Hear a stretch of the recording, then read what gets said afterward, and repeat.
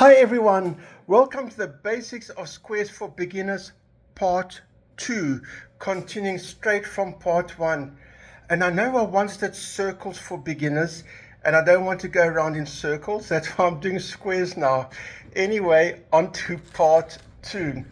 Just one more usage of squares is a checkers or chessboard. It has symmetrical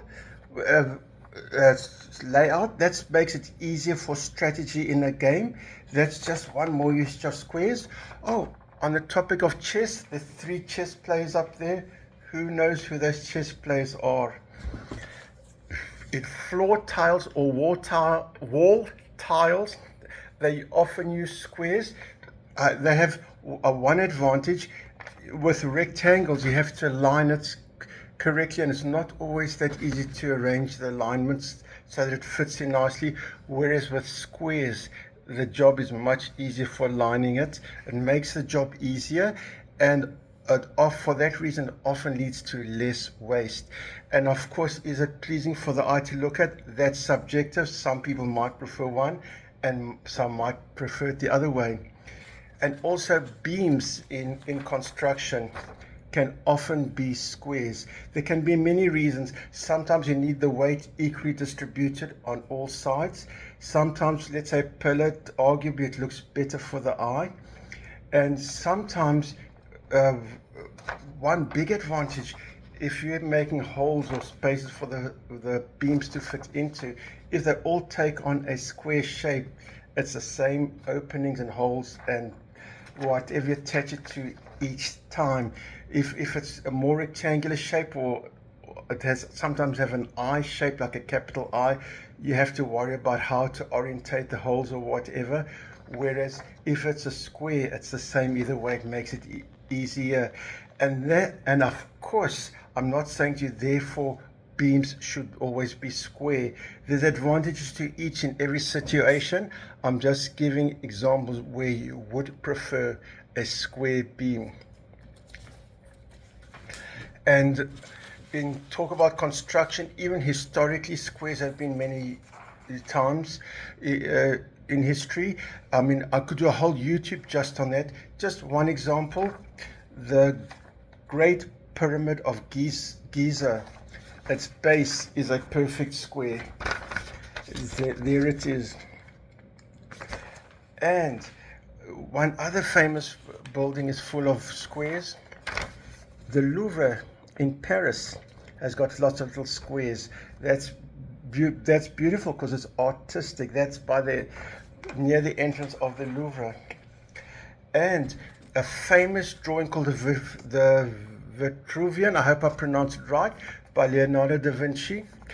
That man is both in a square and in a circle, and it shows the relationship between geometry and human form.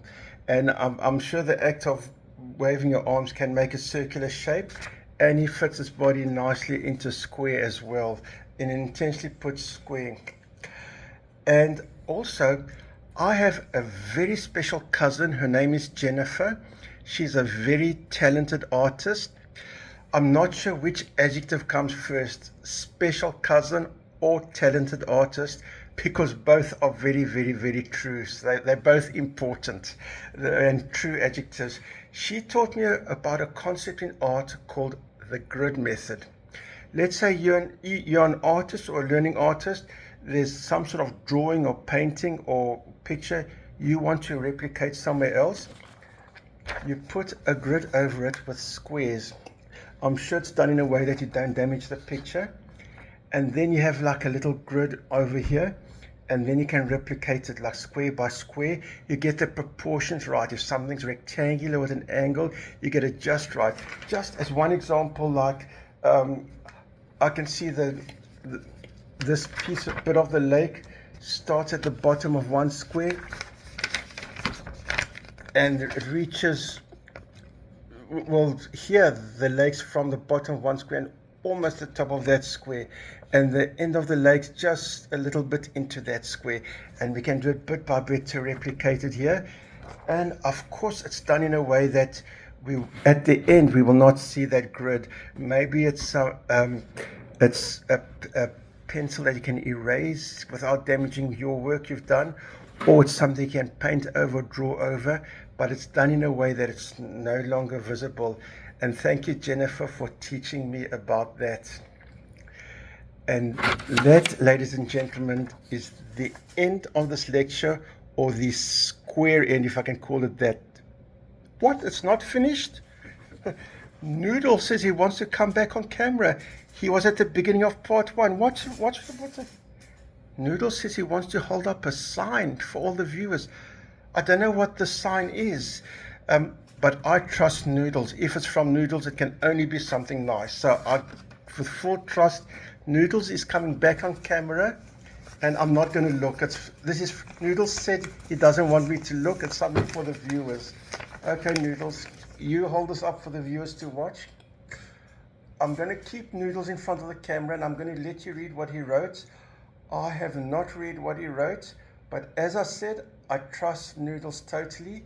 If he prepared this and wrote this, it can only be something nice. You cannot go wrong with Noodles. Okay, Noodles, is that enough time? Okay, he's going back now. Thank you all for watching.